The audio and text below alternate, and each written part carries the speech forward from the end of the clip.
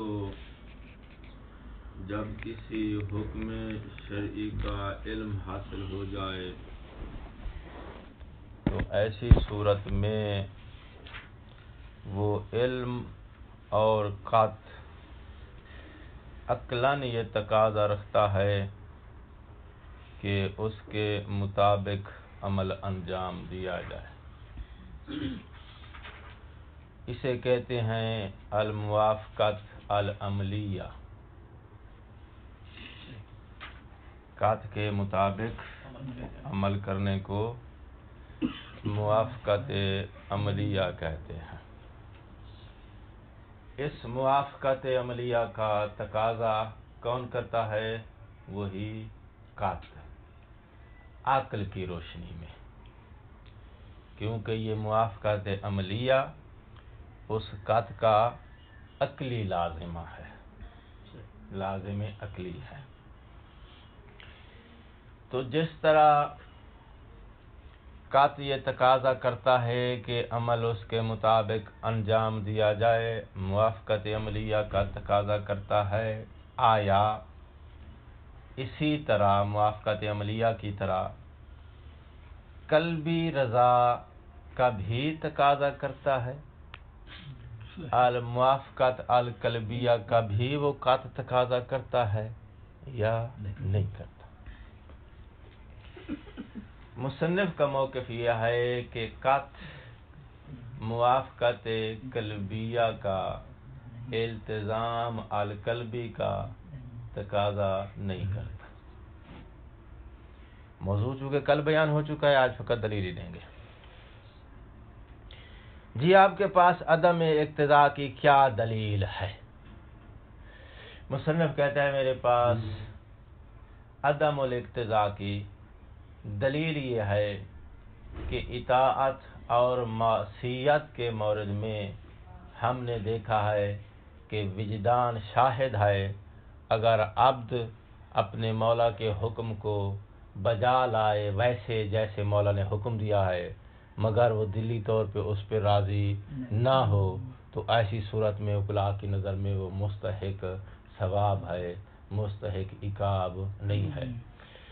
وہ جو قلبی طور پہ راضی نہیں ہے، اگر وہ بھی اس قطع کا لازمہ ہوتا اور اس کو بھی ثواب اور جزا میں دخل ہوتا، تو عقلاء ایسی نظر میں، ایسے مورد میں کہ جس میں وہ دلی طور پہ راضی نہیں تھا مگر عمل انجام دے دیا ہے، تو عقلاء اس کو مستحق عقاب سمجھتے ہیں۔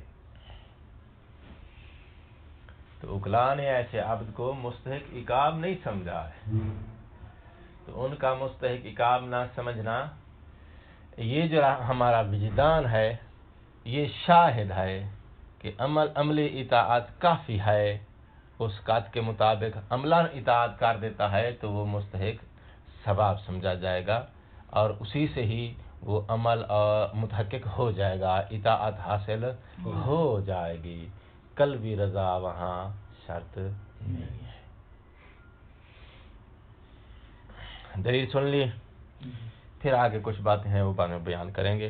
الحق ہوا الثانی، حق قول جو ہے وہ دوسرا ہے۔ دلیل کیا ہے؟ لے شہادت الوجدان، وجدان شاہد ہے، الحاکم اور وہ وجدان حاکم ہے، فی باب الاطاعت والعصیان، اطاعت اور معصیت کے باب میں ہم نے اپنے وجدان کا جب مشاہدہ کیا تو اس نے الحاکم فیصلہ دیا ہے، وہ یہی فیصلہ ہے، کیا؟ بذالک عدم الاقتضاء، وہ حاکم ہے، فیصلہ دیا ہے، اس وجدان نے کیا فیصلہ دیا ہے؟ بذالک عدم اقتضاء کا۔ واستقلال العقل بعدم استحقاق العبد، عقل مستقل پاور کے ساتھ فیصلہ دیتی ہے۔ مستقل پاور کا لفظ جب بولا جائے عقل کے ساتھ تو مراد یہ ہوتا ہے کہ شارع کی تعلیم کے بغیر۔ عقل مستقل پاور کے ساتھ فیصلہ دیتی ہے، کس بات کا؟ بے عدم استحقاق العبد، وہ عبد مستحق عقوبت نہیں ہے، کون سا؟ الممتثل لامر سیدہ، جس نے اپنے آقا کے امر کی اطاعت کی ہے، وہ مستحق نہیں ہے الا المصوبۃ، فقط مصوبت کا، مگر یہ کہ مصوبت کا مستحق ہے، دون العقوبت، عقوبت کا نہیں ہے۔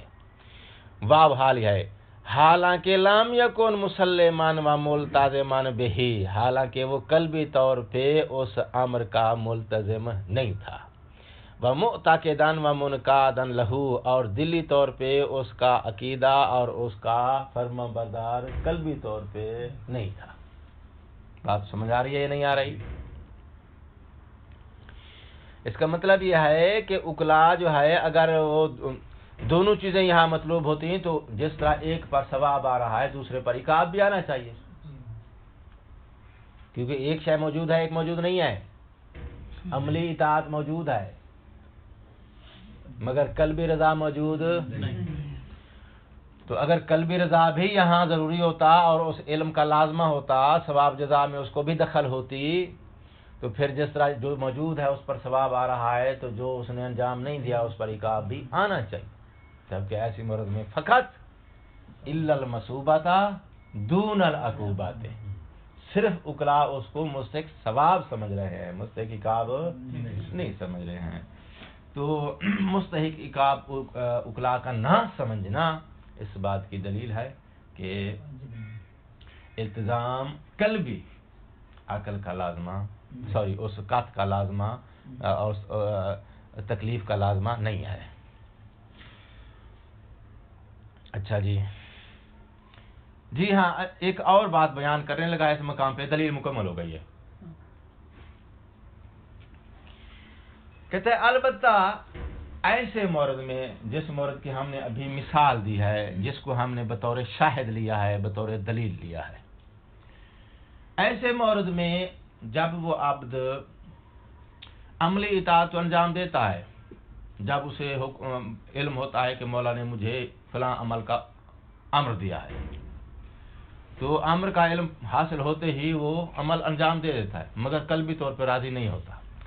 ایسے مورد کے لیے، یہی مورد ہے نا، کہتے ہیں ایسے مورد میں وہ جو قلبی رضا ہے وہ مستحق عقوبت کی موجب تو نہیں ہے، لیکن اس کی عبودیت اور ابدیت کی تنقیص کا موجب بنے گی،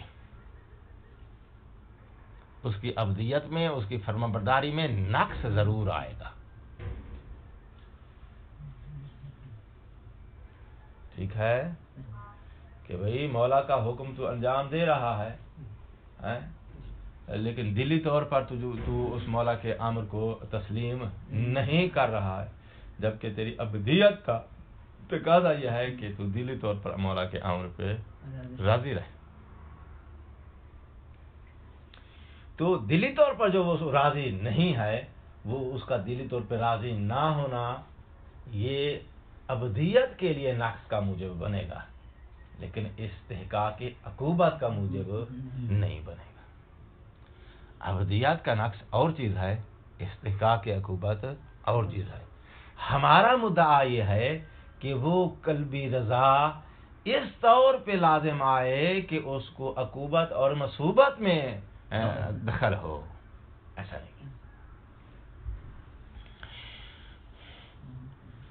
وَإِنْ كَانَ ذَلِكَ، اگرچہ اس کا وہ قلبی طور پہ راضی نہ ہونا، عدم التزام القلبی یوجب و موجب بنے گا تنقیصہ، اس عبد کی تنقیص، و انحطاط درجات ہی، اور اس کا درجہ جو ہے وہ انحطاط یعنی زوال پذیر ہو جائے گا۔ انحطاط کہتے ہیں کسی چیز کی گراوٹ کو، درجہ گر جائے گا۔ لدا سید ہی، مولا کی نظر میں، ٹھیک ہے، مولا کی نظر میں اس کا درجہ گر جائے گا، مقام گر جائے گا۔ مہمان گھر میں آئے ہو نا، تو بیگم سے کھانا بنانا ہے، تو کھانا تو بنا دیتی ہے لیکن ماتھے پہ شکن ہوتی ہے، بعض دفعہ ایسا ہوتا ہے گھروں میں، تو عمل اس نے انجام دے دیا ہے، جو تم نے حکم کیا ہے اس نے حکم انجام دے دیا، عملی اطاعت ہو گئی ہے، لیکن شوہر کے دل میں اس کو وہ درجہ نہیں ملے گا جو ایک فرما بردار خاتون کا ہوتا ہے۔ راضی خوشی نہیں گئی. ٹھیک ہے. تو اب جو ماتھے پر شکن ہے وہ کس بات کی علامت ہے؟ دلی طور پہ راضی نہیں ہے, دل سے اس نے تکلیف کو قبول نہیں کیا ہے, التزام قلبی نہیں ہے. تو التزام قلبی کا نہ ہونا یہ ابدیت کی تنقید کا موجب بنے گا, عقوبت کے استحقاق کا موجب نہیں بنے گا. اچھا بھی یہ تنقید کا موجب کیوں ہے؟ تنقید لعدم اتصاف ہی, کیونکہ وہ عبد متصف نہیں ہوا ہے بما اس خوبی کے ساتھ یلیق ان یتصف العبد بہی, جس کے ساتھ متصف ہونا عبد کی شان کے لائق ہوتا ہے. اور وہ کیا ہے؟ من الاعتقاد باحکام مولا, مولا کے حکم کو دلی طور پہ تسلیم کرنا. اعتقاد یعنی دلی قلبی طور پہ تسلیم کرنا, مولا کے احکام یعنی حکم کو دل سے تسلیم کرنا. والی انقیاد لہا, اور فرما برداری دل سے جھک جانا. یہ شان عبد کی شان کے لائق ہے یہ بات, لیکن وہ اس بات سے متصف نہیں ہے جس کی وجہ سے اس کی ابدیت میں گراوٹ آ جائے گی. وہذا, لیکن یہ تنقیص ابدیت کی غیر و استحقاق العقوبت ہے. اس کو آپ عقوبت کا نام نہیں دے سکتی ہو, عقوبت اور چیز ہے, یہ استحقاق عقوبت نہیں ہے. کون سی عقوبت؟ جو آتی ہے علی مخالفت ہی, اگر کہاں علی مخالفت ہی لامر ہی او نہی ہی التزامن. ایک ہوتا ہے التزامن, ایک ہوتا ہے عملان. ان دونوں کا فرق جو ہے ذہن میں رہنا چاہیے. وہ جو اس نے مخالفت کی ہے امر کی یا نہیں کی, التزامن مخالفت کی ہے, مع موافقت ہی عملان, لیکن عملی طور پر اس نے موافقت کی ہے, مخالفت نہیں کی ہے. تو ایسی صورت میں وہاں غیر استحقاق العقوبت علی المخالف, اس مخالفت پر یہ جو تنقیص آئی ہے یہ عقوبت کا غیر آیا ہے, یعنی عقوبت نہیں آئی ہے. یہ تنقیص آئی ہے, عقوبت نہیں آئی ہے. کما لا یخفی, جیسے کہ یہ بات واضح ہے. لہذا یہ تنقیص ہے, یہ عقوبت نہیں ہے. تنقیص اور چیز ہے, عقوبت اور چیز ہے. عقوبت نہیں ہے. دلیل مکمل ہو گئی. اچھا, اگرچہ یہ دوسرا نقطہ اس نے ساتھ اضافہ دیا ہے, یہ فنی طور پہ کوئی اصولی نقطہ نہیں تھا.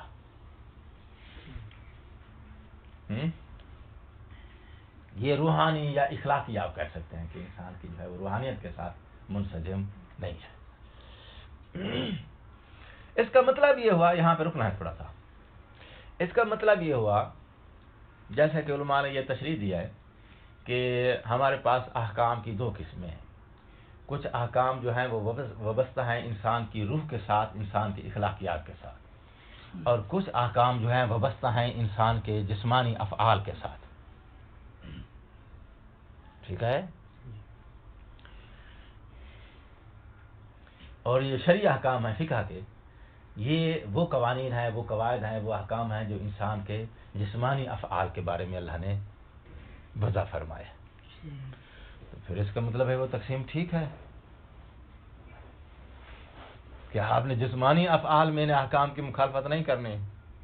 دلی طور پر آپ راضی ہیں یا راضی نہیں ہیں, کیونکہ یہ احکام آئے تمہارے جسمانی افعال کے لیے. یہ جو مثال دی گئی ہے ابھی عبد کی, ابدیت کی تنقیص جو ہے وہ شریعت کی مخالفت تو اس نے نہیں کی ہے.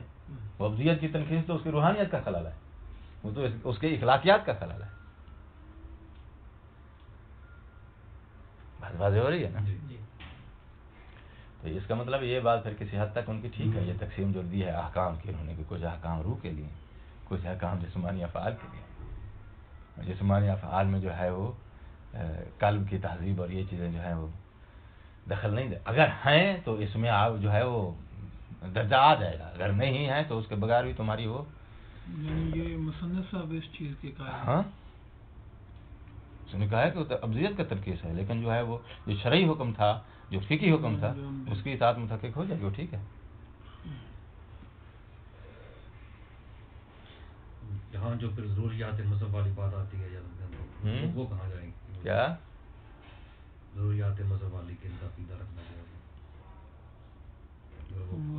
साथ हाथ हो जाएंगे। وہ نہیں رکھتا تو وہ کافر ہو جائے گا. مسلمات کی بات کر رہے ہیں آپ، مسلمات کی طرف جا رہے ہیں. مسلمات جو ہیں وہ عدلہ شخصیت سے، عدلہ خاصہ کے ذریعے ثابت ہیں. وہاں پر عدلہ خاصہ موجود ہیں کہ اگر آپ جو ہے اس کا انکار کر دیتے ہیں یا اس کے وجوب کا یا اس حکم شرعی کا عقیدہ نہیں رکھتے ہیں تو اب دائرہ اسلام سے خارج ہیں. وہ عدلہ خاصہ ہیں، یہ عمومی بات کر رہے ہیں. تو مسلمات. اچھا جی،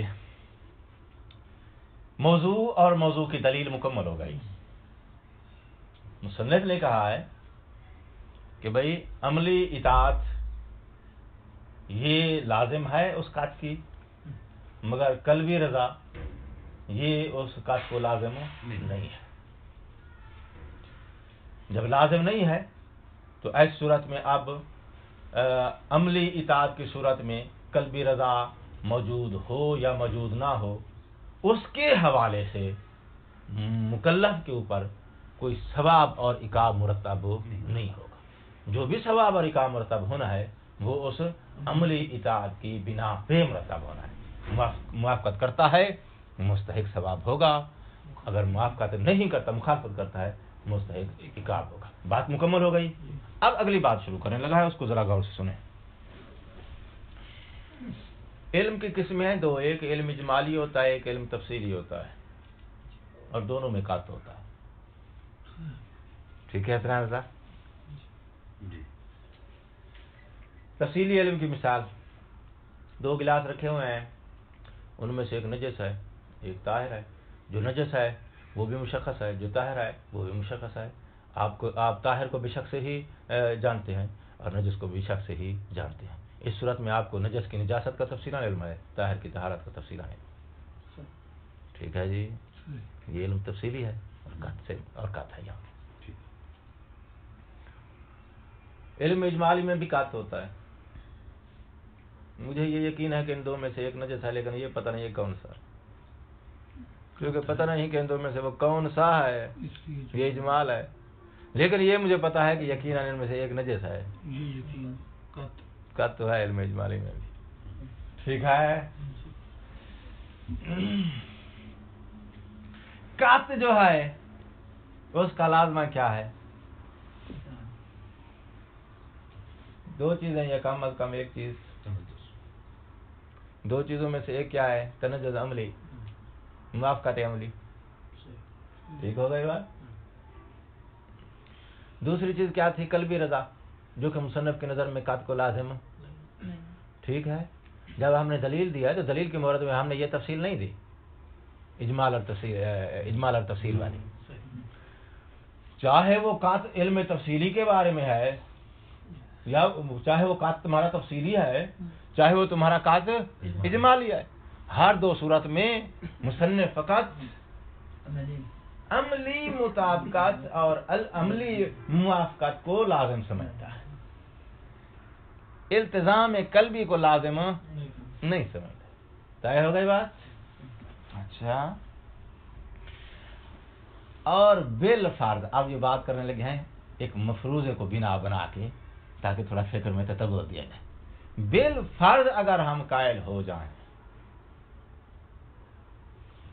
عملی موافقت کے ساتھ ساتھ قلبی رضا اور التزام قلبی بھی اس کات کا لازمہ ہے. جیسا ایک گروہ قائل ہے، جیسا کہ کچھ لوگ ہیں جو قائل ہیں، تو ہم فرض کر لیتے ہیں انہی کے مبنی کو.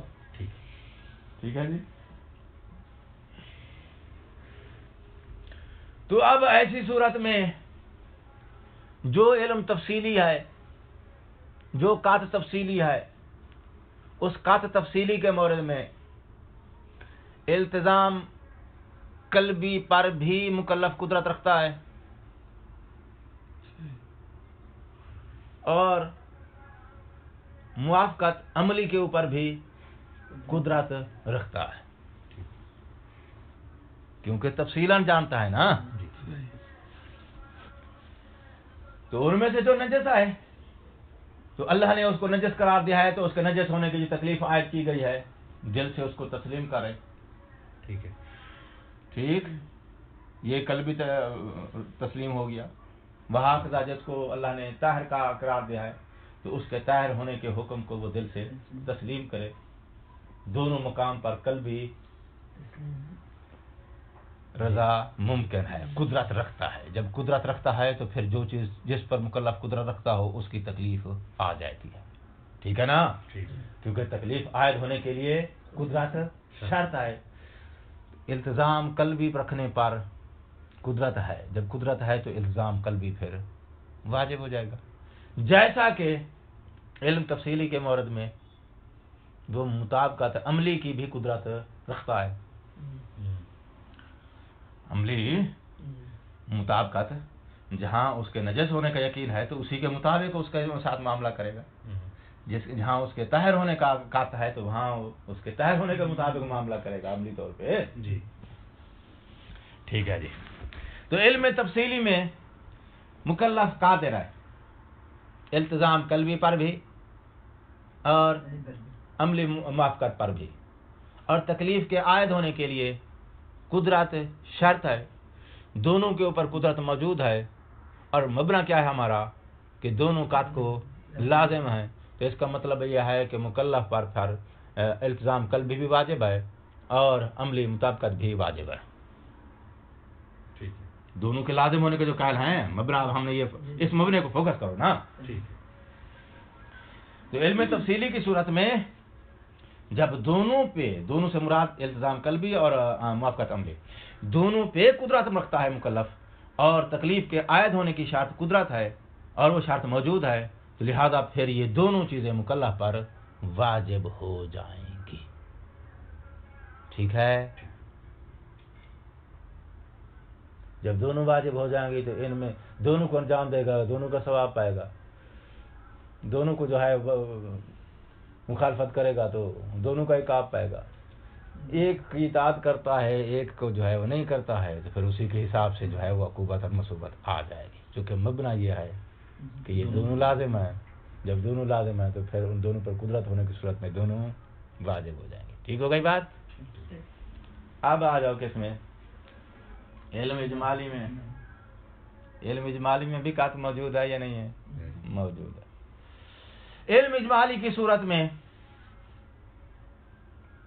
پتہ نہیں ہے کہ ان میں سے نجس کون ہے پاک کون ہے. تعیین اور تشخیص نہ ہونے کی وجہ سے عملی مطابقت پر مکلف قادر نہیں ہے. تو جو ہے کس پہ قادر نہیں ہے؟ عملی مطابقت پہ قادر.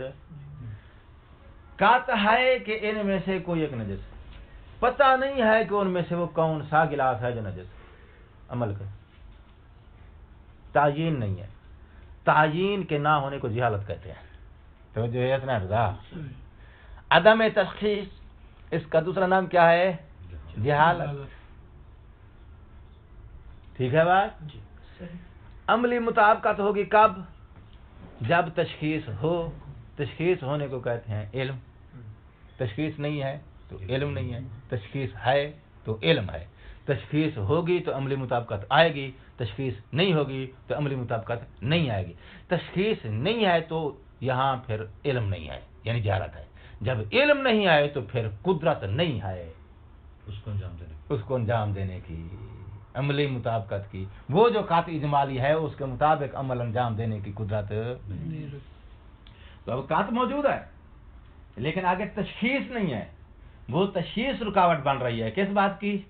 اس قاطع کے مطابق عمل کرنے کی. ٹھیک. اس کا مطلب یہ ہے کہ مورد علم اجمالی کے مورد میں، قاطع اجمالی کے مورد میں مکلف کے پاس کس چیز کی قدرت نہیں ہے؟ عملی مطابقت. قاطع کی عملی مطابقت کی قدرت نہیں ہے. جب قاطع کی عملی قدرت کی قدرت نہیں ہے تو تکلیف عائد ہونے کے لیے کیا شرط ہے؟ قدرت. شرط مفقود ہے، لہذا عملی مطابقت قاطع کی ساقط ہو جائے گی. ٹھیک ہو گئی بات؟ عملی مطابقت ساقط ہو جائے گی عدم القدرت کی وجہ سے. لیکن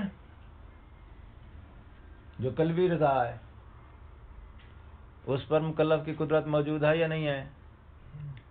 مصنف کہتا ہے اس پر تو قدرت موجود ہے. کہہ سکتا ہے کہ ان میں سے جو اللہ کی نظر میں جو نجس ہے اس کو میں نجس مانتا ہوں، جو طاہر ہے اس کو میں طاہر مانتا ہوں، میں راضی ہوں. جس کو نجس قرار دیا گیا اس کے نجس ہونے پر، جس کو طاہر قرار دیا گیا اس کے طاہر ہونے پر راضی ہوں. کیوں؟ اس لیے کہ قلبی رضا کے لیے معرفت کافی ہے. معرفت کے ساتھ ساتھ اس کی تشخیص شرط نہیں ہوتی. تشخیص عمل کے لیے ہوتی ہے، قلبی رضا کے لیے تشخیص شرط نہیں ہوتی. تو جو کریں اس جملے پر آگے نتیجہ میں نے دینا ہے. قلبی رضا کے لیے مولانا صرف چیز کی معرفت، اور معرفت تو ہے وہ قاطع اجمالی جو ہے وہ معرفت ہی تو ہے. اس نے معرفت دے دی ہے کہ ان میں سے ایک نجس ہے ایک پاک. وہ جو قاطع اجمالی ہے، علم اجمالی ہے، وہی معرفت ہے. اور قلبی رضا کے لیے معرفت کافی ہے. تشخیص اور تعیین مصداق کی یہ قلبی رضا کے لیے شرط نہیں ہے. یہ تشخیص کس کے لیے شرط ہے؟ عملی اطاعت کے لیے. قلبی رضا کے لیے صرف معرفت کافی ہوتی ہے، عملی اطاعت کے لیے معرفت کے ساتھ ساتھ تشخیص بھی ضروری ہوتی ہے. لہذا جب یہ تشخیص شرط نہیں ہے قلبی رضا کے لیے، جب شرط نہیں ہے تو اس کا مطلب یہ ہے پھر قلبی رضا متحقق ہو جاتی ہے مجرد معرفت سے. جب مجرد معرفت سے متحقق ہو جاتی ہے قلبی رضا تو اس کا مطلب ہے قلبی رضا کے اظہار پر قدرت موجود ہے. ٹھیک ہے؟ جب قدرت موجود ہے تو تکلیف عائد ہو جاتی ہے جب قدرت موجود ہو. تو ان دو علم اجمالی کا کہنا یہ چاہتا ہے کہ علم اجمالی کے مورد میں ایک شے پر یعنی عملی اطاعت پر قدرت مفقود ہے جس کی وجہ سے یہ واجب نہیں ہوگی، اور التزام قلبی پر قدرت موجود ہے یہ مکلف پر واجب ہوگی. اس کے مطابق قلبی رضا اس کو جو ہے علم اجمالی کے مورد میں اس کی پابندی کرنا ہوگی. اگر بنا رکھتی جائے کس بات پہ کہ بھائی قاط کا لازمہ ہے قلبی رضا بھی مطابقت عملی بھی. اور اگر دوسرے والا مبنا لے لے جو مصنف کا اپنا ہے اصلی، کیونکہ یہ تو اس نے جو ہے من باب فرض لیا نا بحث کو آگے بڑھانے کے لیے، تو وہ تو قلبی رضا کا قائل ہی نہیں ہے، قلبی رضا کے لازم ہونے کا قائل ہی نہیں ہے. جب قلبی رضا کے لازم ہونے کا قائل نہیں ہے تو علم اجمالی کے مورد میں عملی مطابقت پر تشخیص نہ ہونے کی وجہ سے قدرت مفقود ہے. قدرت مفقود ہونے کی وجہ سے تکلیف عائد نہیں ہو گئی، اور دوسری جو ہے وہ لازم ہی نہیں سمجھتا ہے. تو اس کا مطلب ہے عملی اجمالی علم اجمالی کے مورد میں مصنف کی نظر میں مکلف جو ہے وہ کیا ہے، اس مورد میں کدھر رجوع کرے گا؟ ڈائریکٹلی اصول عملیہ کی طرف. اصول عملیہ آئیں گے، فیصلہ دیں گے کہ ان میں سے کس گلاس کو تو نے پاک سمجھنا ہے، کس کو تو نے طاہر سمجھنا ہے. یہ جو اس کے پاس علم اجمالی ہے اس کے ذریعے اس نے فیصلہ نہیں دینا ہے، اس کے مطابق عمل نہیں کرنا ہے. ٹھیک ہو گئی نا بات؟ یہ علم اجمالی کے مطابق عمل اس صورت میں کیا جائے گا جس صورت میں ہم جو ہے ان دونوں کے لازم ہونے کے قائل ہو جائیں. ٹھیک ہے نا؟ جب دونوں کے لازم ہونے کے قائل ہوں گے تو ان میں سے جس کی قدرت موجود ہے اس کی تکلیف ساکت ہو جائے گی، جس کی قدرت موجود ہے اس کی تکلیف ساکت نہیں ہوگی. متوجہ ہو رہا ہے؟ ثم لا يذهب عليك، یہ بات آپ پہ واضح رہنی چاہیے، انه علی تقدیر، لفظ تقدیر پر دھیان دینا ہے. علی تقدیر لزوم الموافقت الالتزامیہ، اگر فرض کر لیا جائے کہ موافقت التزامیہ بھی اس قط کا لازمہ ہے.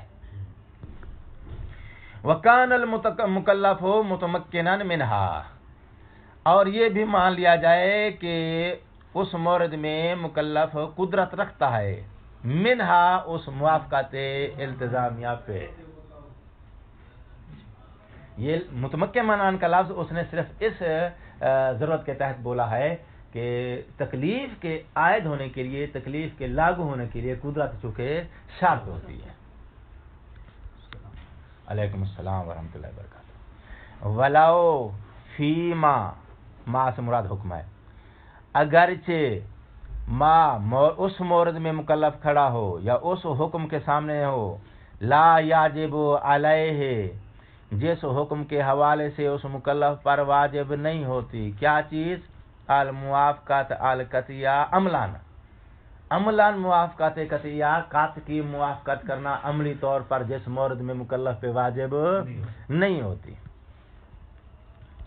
अच्छा सॉरी, वो एक बात छोड़ गया हूँ। याजिबो, याजिबो क्या है? जज़ा है किसकी? इबारत का सियाक कहाँ था? सुमला यज़हबु अलैक अन्नहु अला तक़दीर लज़ूम अल मुआफ़क़त अल इल्तिज़ामिया याजिबो, यही इबारत है ना? यानी कहना यह चाहता है कि अगर फर्ज कर लिया जाए कि अमली मुआफ़क़त के साथ साथ कल्बी इल्तिज़ाम भी उस कात का लाज़मा है, तो फिर ये कल्बी इल्तिज़ाम वाजिब हो जाएगा। अगर इसके लाजिम होने के कायल हो जाएं तो सही, फिर ये मुकल्लफ पे क्या होगा? वाजिब होगा। किस मकाम में? जिस मकाम में वो इस पे कुदरत रखता है। आसान। वलो फीमा, अगरचे वो उस मौरद में हो, किस मौरद में? जिस मौरद में अमली इताअत अंजाम देना मुकल्लफ पे वाजिब नहीं होता। ये इशारा कर गया किस तरफ? इल्मे इजमाली की तरफ, कि जिसमें सिर्फ मुकल्लफ कल्बी रजा पे कुदरत कादिर होता है, अमली इताअत पे कादिर नहीं। अच्छा, फीमा उस मौरद में जिस मौरद में ना ही कात की मुआफ़क़त वाजिब होती है अमली तौर पे, वला यहरमु अल मुखालफत, और ना ही कात की मुखालफत वाजिब होती है अलैहि उस मुकल्लफ पर, कज़ालिक यानी अमलन, ऐज़न चूंकि वो पीछे याजिबों के साथ यहरमों के साथ उसने ऐज़न लगा दिया है, यानी जैसे मुआफ़क़त वाजिब नहीं है, ऐज़न इसी तरह मुखालफत भी वाजिब नहीं है। नहीं, सही है। ये महज़ूरन की वजह से वाजिब ना हो। महज़ूरन की तफसील आएगी, जल्दी ना करें। वाहिद। अच्छा भाई ये मुआफ़क़त वाजिब नहीं है, मुखालफत हराम नहीं है, क्यों? ले इम्तिनाइहिमा, इम्तिना का तर्जुमा करूंगा ले फुक़दानिल कुदरति अलैहिमा, वो दोनों मुमतनी है, यानी क्या मतलब? ये दोनों मकदूर नहीं है। कौन दोनों मकदूर नहीं है? अमली मुआफ़क़त वजूबन, अमली मुखालफत हरामन, यानी अमली मुखालफत की हुर्मत और अमली मुआफ़क़त का वजूब, ये दोनों मुकल्लफ की कुदरत में नहीं है। इल्म इजमाली के मर्द में ये दोनों मुकल्लफ की कुदरत में नहीं है। जब ये दोनों कुदरत में नहीं है, इस वजह से ये दोनों वाजिब, जो मुआफ़क़त वाजिब नहीं है, मुखालफत हराम नहीं है, क्योंकि मुखालफत हराम होगी जब उस मुखालफत पे कुदरत रखता होगा, मुआफ़क़त वाजिब होगी जब मुआफ़क़त पे कुदरत रखता होगा। वो मुआफ़क़त पे कुदरत नहीं रखता तो उसका वजूब नहीं रहेगा, मुखालफत पर भी कुदरत नहीं रखता है तो उस पर उसकी फिर हुर्मत नहीं रहेगी। ले इम्तिनाइहिमा यानी ले अदम कुदरतिहिम अलैहिमा। कमा अब मिसाल देता है, किसकी मिसाल देता है जी?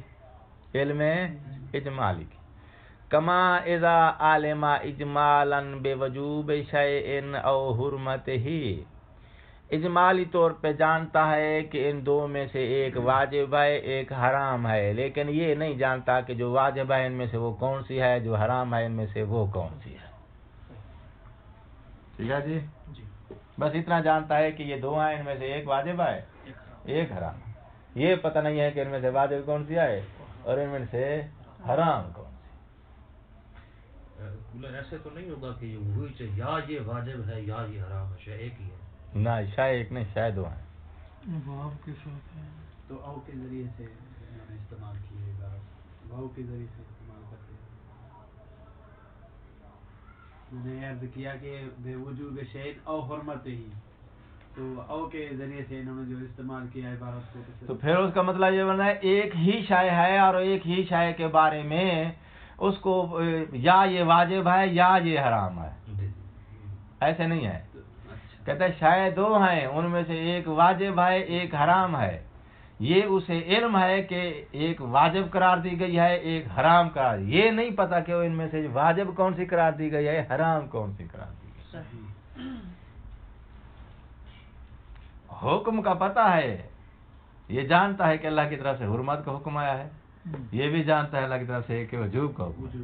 اب یہ نہیں پتہ چل رہا ہے کہ ان میں سے جو کون سی ہے جس کو واجب قرار دیا گیا ہے اور وہ کون سی ہے جس کو حرام قرار دیا گیا۔ ایک ہی چیز کے دو حکم نہیں ہیں۔ پھر حکم وہ شبہ حکمیہ ہوتا ہے، حکم میں تردد ہے کہ پتہ نہیں یہ والا حکم اس پہ لاگو ہونا ہے یا یہ والا حکم اس پہ لاگو ہونا ہے۔ یہاں حکم میں تردد نہیں ہے، یا مصداق میں تردد ہے کہ اس حکم کی مصداق یہ ہے یا یہ ہے۔ تو جو ہے اچھا بھائی، تو یہ علم اجمالی ہے۔ اس مسئلہ مثال لیتے ہیں بھائی، فرض کریں کہ ایک وقت میں جو ہے وہ دو نمازیں واجب نہیں ہوتی ہیں، ایک واجب ہوتی ہے تو دوسری جو ہے واجب نہیں ہوتی۔ اگر دوسری کو واجب کی نیت سے پڑھیں گے تو بدعت ہو جائے گی، ٹھیک ہے نا؟ جیسا کہ جمعہ اور نماز ظہر کے بارے میں علماء نے یہ رائے دی ہے، دونوں ایک وقت میں واجب نہیں ہو سکتی ہیں، ایک وقت میں ایک ہی واجب ہے۔ کسی حدیث سے انہوں نے استدلال کیا۔ اس کا مطلب ہے ان میں سے جمعے والے جمعے والے دن ایک ہی ان میں سے واجب ہے، جب ایک ہی واجب ہے دوسری پڑھیں گے تو حرام ہو جائے گی، پھر بدعت حرام ہوتی ہے نا۔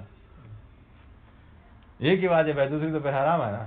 لیکن اب یہ پتہ نہیں چل رہا کہ ان میں سے یہ واجب ہے یا یہ واجب ہے، ان میں سے حرام کون سی ہے واجب کون سی ہے۔ یہ پتہ ہے کہ ان دو میں سے ایک واجب ہے ایک حرام ہے، یہ نہیں پتہ چل رہا ہے کہ ان میں سے واجب کون سی ہے جمعے والے دن، حرام کون سی ہے جمعے والے دن۔ کیوں اختلاف چل رہا ہے نا غیبت کے دور میں۔ اچھا، یہ اس نے مثال دے دیا ہے علم اجمالی کی۔ علم اجمالی کی صورت میں اس کے پاس قاط موجود ہے، اور قاط موجود ہونے کی صورت میں کہتا ہے کہ یہاں جو علم اجمالی ہے، جو قاط اجمالی ہے، اس کے مورد میں مکلف کے پاس ایک چیز پر قدرت ہے، ایک چیز پہ قدرت موجود نہیں ہے۔ اچھا، یاجب تو جس پہ قدرت ہے وہ واجب ہو جائے گی، لے تمکن کو انہوں نے جوڑا ہے، وہ پیچھے جو یاجب گزرا تھا، ٹھیک ہے نا۔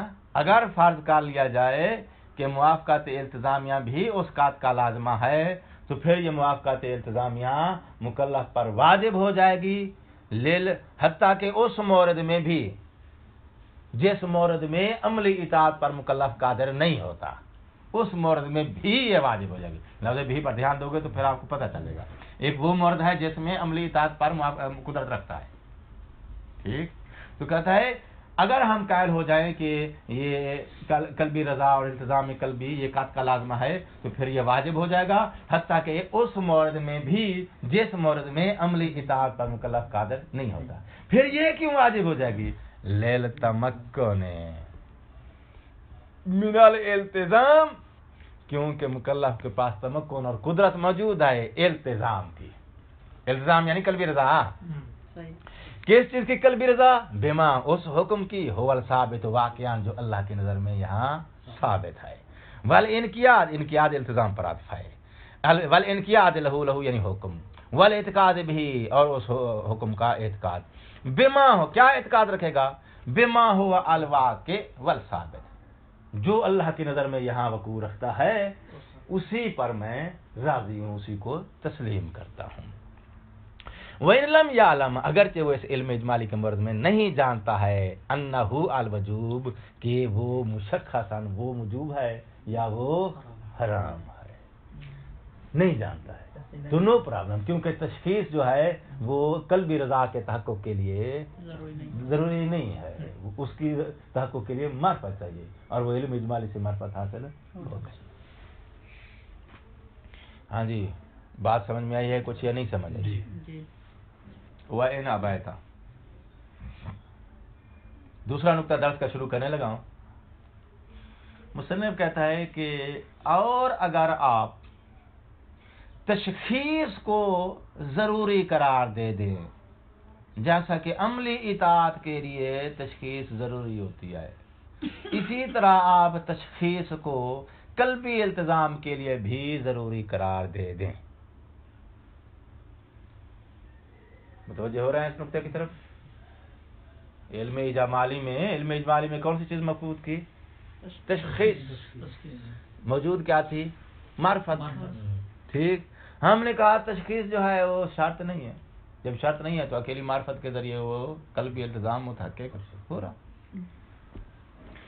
अब हम उसी तशखीस को दखल दे रहे हैं बहस में। अगर आप तशखीस को जरूरी समझते हैं, जिस तरह अमली इताअत के लिए तशखीस जरूरी है, इसी तरह कल्बी रजा के लिए भी तशखीस जरूरी करार दे दें और कहें कि भाई आप मुशख्खस करें कि भाई ये है चीज के जिसको वाजिब करार दे दिया गया है, इसके वाजिब होने पर मैं राजी हूं, इसके वाजिब होने को मेरे मालिक मैं तस्लीम करता हूं। ठीक है, तो इल्तिजाम कल्बी में भी अगर तशखीस को जरूरी करार दे दिया जाए तो कहता है फिर इल्तिजाम कल्बी पर भी मुकल्लफ के पास कुदरत मफकूद हो जाएगी। ठीक, जब इल्तिजाम कल्बी पर भी कुदरत मफकूद हो जाएगी तो जिस तरह फिर वो अमली इताअत इस अदम कुदरत की वजह से साकित हो गई है मुकल्लफ पर, इल्म इजमाली के मौरद में मुकल्लफ से कल्बी इल्तिजाम का वजूद भी साकित हो जाए। तो बात ज़हन में ये नहीं है। अच्छा भाई, तो कल्बी अगर तशखीस को तुम जरूरी करार देते हो तो तशखीस को जरूरी करार देने का पहला लाजमा क्या है? अमली इताअत वाली कुदरत मफकूद जैसे हो गई थी, साथ उसके पहला लाजमा, इस पर लाजमी आप 2-3 गिनवाया उसने, तो इसका फिर लाजमा ये आएगा कि इल्तिजाम कल्बी की भी कुदरत मफकूद हो जाएगी। ये है इसका पहला लाजमा। किस बात का पहला लाजमा? अगर तशखीस को जरूरी करार दिया जाए तो तशखीस के जरूरी करार देने का पहला लाजमा क्या आएगा? वो भी जो है कल्बी भी जो है वो साकित हो जाएगी, कल्बी की भी कुदरत मफकूद हो जाएगी, कल्बी की भी कुदरत मफकूद हो जाएगी, जैसा कि अमली की कुदरत मफकूद हो गई है। वह ना बैता, और अगर आप इनकार करते हैं और कहते हैं कि नहीं नहीं मगर ये कि ज़रूरी है, क्या? लज़ूम इल्तिज़ाम, इल्तिज़ाम के लिए बिही भी ज़मीर हुक्म की तरफ जाएगी। हुक्म शरी के जो इल्तिज़ाम कल्बी है उसके लाजिम होने वो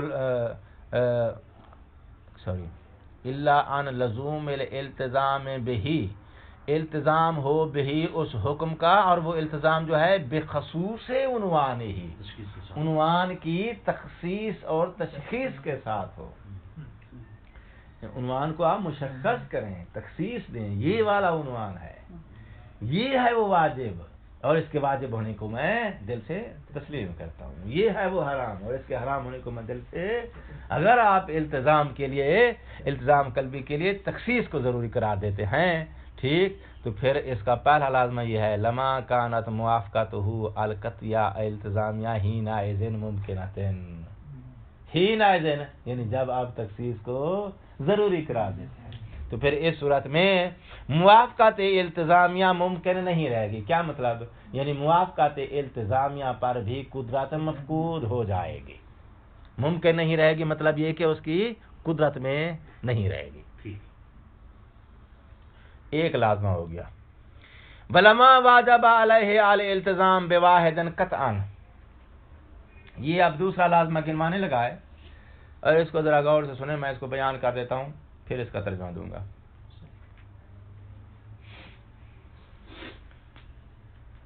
मौज़ूए कलाम इल्तिज़ाम कल्बी है, मौरद इल्म इजमाली है। अच्छा निज़ाम, पहले ये नुकात फोकस करो। मौज़ूए कलाम इल्तिज़ाम कल्बी है, ना कि इताअत अमली है। उसको हम इल्म इजमाली में अदम तशखीस की वजह से कुदरत मफकूद है, कुदरत मफकूद होने की वजह से इसकी तकलीफ को साकित करार दे के साइड पर रख दिया। ठीक है ना? बहस सारी किसके हवाले से चल रही है? इल्तिज़ाम कल्बी के हवाले से। अगर आप तखसीस को ज़रूरी नहीं मानते तो फिर कुदरत बहाल है, बहाल है तो फिर इसकी वजूब की तकलीफ आ जाएगी। और अगर आप कहते हैं इन अबायदा कि भाई तखसीस ज़रूरी है, जैसे इसकी तखसीस ज़रूरी आ जाएगी तो तखसीस के शर्त के आने से पहला लाजमा क्या आएगा? कुदरत इसकी भी मफकूद हो जाएगी, جیسا کہ اس عملی اطاعت کی مفقود تھی. صحیح. پہلا لازم. دوسرا لازمہ سنو، اس کو غور سے سنو. کہتا ہے بھائی وہ علم اجمالی جو ہے، مثال وہی جمعے والی لے لیں. علم اجمالی میں آپ کو جو ہے ایک شے کے واجب ہونے کا اور واجب اور حرام کا آپ کو علم ہے، مگر یہ پتہ نہیں کہ ان میں سے کون سی ہے وہ جو واجب ہے اور کون سی ہے جو حرام ہے. ٹھیک ہے نا؟ جی.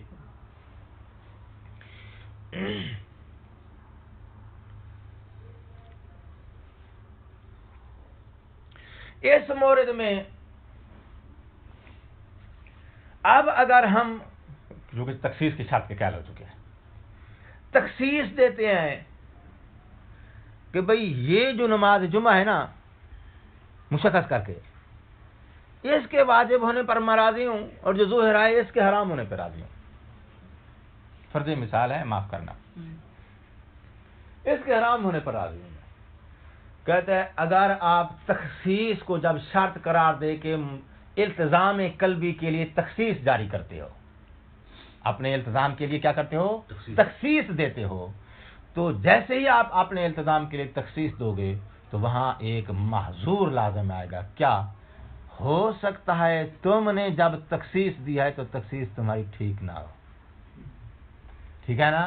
تم اس کو جو ہے وہ تھی مصداق حرام کی، تم اس کو جو ہے وہ واجب سمجھ رہے ہو اور اس کے واجب ہونے پہ راضی ہو رہے ہو، جبکہ اللہ کے نزدیک وہ حرام تھی. تو تم پھر کس پہ راضی ہو رہے ہو؟ تکلیف کی ضد پہ. جو اللہ کی طرف سے تکلیف آئی تھی تیرے لیے، تو اس کے ضد پہ راضی ہو رہا ہے. اور ضد پہ راضی ہونے کو بدعت کہتے ہیں، تشریع کہتے ہیں. تو جو ہے بھئی جو چیز واجب نہیں ہے میں اس کے واجب ہونے پہ راضی ہو جاؤں، بدعت نہیں تو کیا ہے؟ اللہ کی طرف سے جو ہے اسی پہ راضی ہو، نہ یہ کہ اللہ نے کچھ کہا ہے تم اس کے کچھ اور اپنی طرف سے بنا کے راضی ہو. یہ بدعت ہے، یہ تشریع ہے جو کہ حرام ہے. اچھا بھائی، تو اب ان دونوں میں سے میں جس کی بھی تخصیص دیتا ہوں اور تخصیص دے کے اس کا التزام قلبی ظاہر کرتا ہوں، اسی پر یہ محظور آ جائے گا کہ تخصیص میں ہو سکتا ہے میں نے خطا کی ہو، کیونکہ تخصیص تھی نہیں اور میں نے تخصیص دے دی ہے اپنی طرف سے. تو تخصیص کی خطا کی وجہ سے اب میں اس کو جو ہے وہ حرام ہونے پہ راضی ہو رہا ہوں، جبکہ بالواقع وہ واجب تھی. یا اس کے میں تخصیص دی ہے کہ یہ واجب ہے اور میں واجب ہونے پہ راضی ہو رہا ہوں، جبکہ وہ بالواقع حرام تھی. ٹھیک ہے نا؟ تو کہتا ہے جب تخصیص آپ جاری کریں گے تو اب یہاں اگر التزام جاری کرتے ہو، توجہ فرمائیے، اگر التزام کو واجب قرار دیتے ہو، آپ التزام کو یہاں ضروری سمجھتے ہو علم اجمالی کے مرد میں، تو پھر محظور لازم آئے گا کس کا؟ التزام بے ضد تکلیف کا. اللہ کی طرف سے جو تکلیف تھی آپ اس کی ضد پہ راضی ہو رہے ہیں، آپ کا قلب جو ہے اس کے ضد پر راضی ہو رہا ہے. التزام کا مطلب رضا قلبی ہے جو کہ بدعت ہے. اور اس کو اگر اس کے التزام میں بھی یہی معذور ہے، ضد تکلیف کا التزام اس کے اندر بھی، تو اس سے بچنے کے لیے پھر آپ کیا کرو گے؟ آپ التزام سے انکار کر دیتے ہیں، نہ میں اس کا التزام کرتا ہوں نہ اس کا التزام کرتا ہوں. کہتے جب آپ دونوں کے التزام سے انکار کرو گے تو اوپر سے کاتا آ کے کہے گا وہ قاطع اجمالی، اللہ نے تو ان دونوں میں سے کسی ایک کو تیرے لیے حرام قرار دیا، ایک کو واجب قرار دے دیا ہے اور تو انکار کر رہا ہے. تو جو ہے اگر التزام کرتا ہے تو اشکال آتا ہے کس کا؟ تشریع اور بدعت کا، تکلیف کی ضد پہ راضی ہونے کا. اور اگر التزام سے انکار کرتا ہے تو اللہ کی تشریع کے جو ہے وہ انکار کا الزام لازم آتا ہے. دو معذور ہے نا. مصنف کہتا ہے ان دو معذوروں میں سے ایک معذور جو ہے وہ خفیف ہے، ایک کبیر ہے. انکار والا معذور خفیف ہے. کیوں؟ اس لیے کہ وہ ان دونوں کی کا انکار جو کر رہا ہے، اس لیے انکار سے مراد عملی اطاعت کا انکار ہے، یعنی عملی اطاعت سے جو ہے وہ انکاری ہو رہا ہے. کہتے ہیں وہ عملی اطاعت جو ہے آتی ہے قدرت سے. اس وقت تشخیص نہ ہونے کی وجہ سے نہ وہ اس واجب کی ادائیگی پہ قادر ہے، نہ اس حرام سے پرہیز پر قادر ہے. قدرت مفقود ہونے کی وجہ سے اس پر جو ہے وہ عملی اطاعت اور عملی موافقت، جیسے عملی موافقت ساکت ہے، اسی طرح عملی مخالفت کا وجود حرام حرمت بھی ساکت ہے، اوپر کہہ چکا ہے وہ وہ دونوں ساکت ہو جائیں گے. دونوں ساکت ہونے کی صورت میں یہی آئے گا کہ اس نے جو ہے قطع اجمالی کہہ رہا تھا کہ بھائی یہ تیرے لیے ہیں، اور یہ کہہ رہا ہے کہ نہیں بھائی میرے لیے یہ نہیں ہے، تو دو اشکال ہو گئے نا. مصنف کہتا ہے کہ وہ جو التزام ہے نا، خدا نے جو تکلیف عائد کی ہے اور اس کی ضد پہ تو راضی ہو رہا ہے، وہ اشکال قوی ہے، وہ محظور قوی ہے اس دوسرے والے محظور سے کہ جس میں وہ دونوں کو اپنے آپ سے ساکت سمجھ رہا ہے.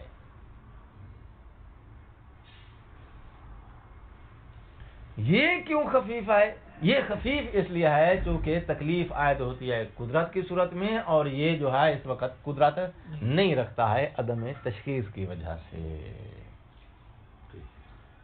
واضح ہو رہی ہے بات یا نہیں ہو رہی؟ پھر واپس آؤ. ولما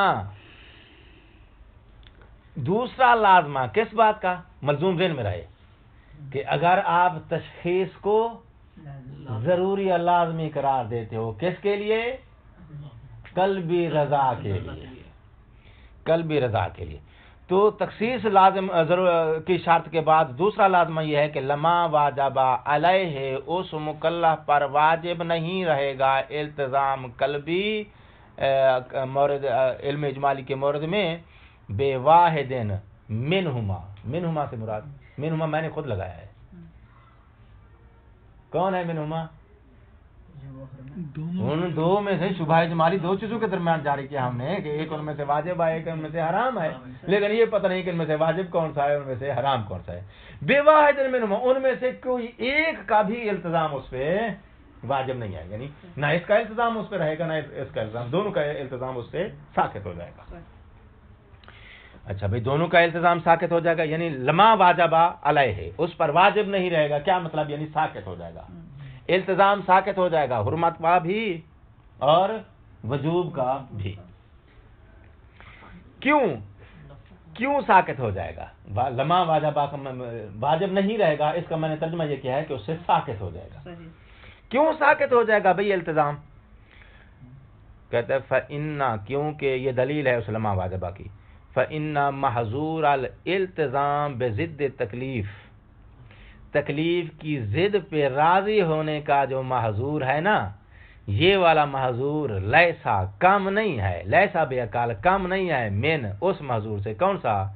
من محظور عدم الالتزام بھی، بھی کی ضمیر تکلیف کی طرف جا رہی ہے. تکلیف کے التزام سے وہ دامن بچا رہا ہے. ٹھیک ہے نا؟ ہم نے جو کہا ہے کہ دونوں واجب نہیں ہے تو پھر تکلیف ساکت ہو گئی نا. جب ساکت ہوگی تو عدم التزام آ گیا نا، جبکہ قط کہہ رہا ہے کہ التزام ہونا چاہیے. قط ہوتے ہوئے بھی ہم نے کہا کہ عدم التزام ہو گیا ہے. تو کہتے ہو عدم التزام والے اشکال سے یہ والا اشکال زیادہ بھاری ہے. کون سا؟ کہ تکلیف کی ضد پہ راضی ہو رہا ہے. بدعتن کا جو ہے وہ لیسا بے عقل کے ساتھ تعلق ہے. یہ ہو گیا دوسرا لازم. تیسرا لازم جو ہے وہ یہ ہے کہ بھئی اگر ہم نے یہ مان لیا کہ قط جو ہے وہ تقاضا کرتا ہے قلبی رضا کا، تو ایسی صورت میں جس تکلیف کا آپ کو قط ہے وہ تکلیف اپنے نفس پہ، اپنی ذات پہ قلبی رضا کا تقاضا کرتی ہے، نہ یہ کہ وہ تخییراً قلبی رضا کا تقاضا کرتی ہے کہ مثلا تکلیف اور تکلیف کی جو ضد ہے، اور تکلیف تقاضا کرتی ہے کہ تخییراً تو راضی ہو جائے اس پر یا اس پر. تخییری رضا المخیر کی یعنی تخییری رضا کا تقاضا نہیں کرتی، وہ تعیینی رضا علی نفس ہی کا تقاضا کرتی ہے. جب وہ تقاضا کرتی ہے رضا علی نفس ہی کی تعییناً، اور وہ یہاں پہ میسر نہیں ہے، جس کی وجہ سے تکلیف ساکت ہو جائے گی. اب یہ بات آخری پتہ نہیں سمجھ سکے ہو یا نہیں سمجھ سکے. اگر تخصیص کرنی ہے تو پھر تخصیص اس کی ہوگی جو حکم باقی ہے اس کی. وہ تخصیص تو ہو نہیں سکتی نا، شبہ اجماع مورد شبہ اجمالی ہے. یعنی دو نقطے فوکس کرو. پہلا نقطہ یہ ہے کہ ہم قائل ہیں تخصیص کے، قلبی رضا کے لیے بھی تخصیص چاہیے، عملی موافقت کے لیے بھی تخصیص چاہیے. تکلیف کو پہلے مشخص کرو، تخصیص دو. اور دوسرا یہ کہ ہم جس مورد میں بیٹھے ہوئے ہیں وہ مورد علم اجمالی کا ہے. تو اس مورد میں کہتے ہیں علم اجمالی کے مورد میں جب آپ تخصیص کو دخل دیں گے تو اس صورت میں جو ہے وہ 3 لازمے آئیں گے. پہلا لازمہ آئے گا کہ قلبی رضا کے اوپر قدرت مفقود ہو جائے گی. دوسرا لازمہ یہ آئے گا کہ وہ جو اطراف ہیں کس کے، علم اجمالی کے، وہ جو اطراف ہیں ان دونوں طرفوں میں سے ہر طرف کا حکم اگرچہ مشخص نہیں ہے مگر یہ ہے کہ وہ دونوں حکم جو ہیں ساقط ہو جائیں گے. اور تیسرا لازمہ یہ ہے کہ بھئی وہ جو وہ آپ قائل ہیں التزام قلبی کے، جس التزام قلبی کا وہ تکلیف تقاضا کرتی ہے وہ اپنے نفس کی تعییناً رضا کا تقاضا کرتی ہے، نہ کہ تخییراً رضا کا تقاضا کرتی ہے. ہاں جی، جو 3 لازمے آ رہے ہیں اگر آپ قلبی رضا کے ساتھ بھی تخصیص کو شرط کرا دیتے. والسلام علیکم.